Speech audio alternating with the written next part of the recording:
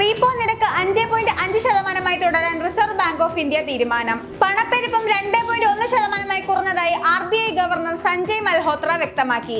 നിലവിൽ രാജ്യത്തെ സമ്പദ് വ്യവസ്ഥ ശുഭകരമാണെന്ന് പറഞ്ഞ അദ്ദേഹം ഈ സാമ്പത്തിക വർഷത്തിൽ GDP 6.5% ആകുമെന്ന പ്രതീക്ഷയും പങ്കുവച്ചു. US തീരുവ കൂട്ടിയത് കയറ്റുമതിയെ ബാധിക്കുമെന്ന ആശങ്കയുണ്ടെന്നും RBI ഗവർണർ കൂട്ടിച്ചേർത്തു. എന്നാൽ റഷ്യൻ എണ്ണ വാങ്ങുന്നതിൽ അമേരിക്കൻ എതിർപ്പ് തള്ളിയതിന് പിന്നാലെ ഇന്ത്യക്കെതിരെ കടുത്ത നടപടിക്ക് US പ്രസിഡന്റ്. ഇന്ത്യക്കെതിരെ പകരം തീരുവ കുത്തനെ കൂട്ടുമെന്നും അടുത്ത 24 മണിക്കൂറിനകം പ്രഖ്യാപനം ഉണ്ടാക്കുമെന്നും ട്രംപ് പറഞ്ഞു.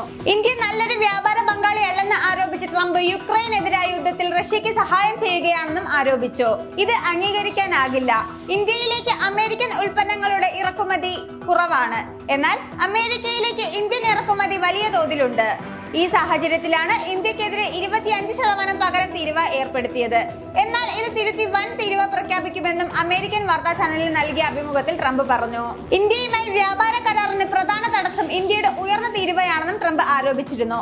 ഇന്ത്യ റഷ്യൻ എണ്ണ വാങ്ങുന്നതിനെ US എതിർക്കുന്നത് യുക്തിരഹിതമാണെന്ന് കഴിഞ്ഞ ദിവസം വിദേശകാര്യ മന്ത്രാലയം വ്യക്തമാക്കിയിരുന്നു. ആണവ വ്യവസായത്തിനുള്ള യുറേനിയം ഹെക്സാഫ്ലൂറൈഡും വളങ്ങളും ഉൾപ്പെടെ അമേരിക്ക റഷ്യയിൽ നിന്ന് ഇറക്കുമതി ചൂണ്ടിക്കാട്ടിയായിരുന്നു ഇന്ത്യയുടെ മറുപടി.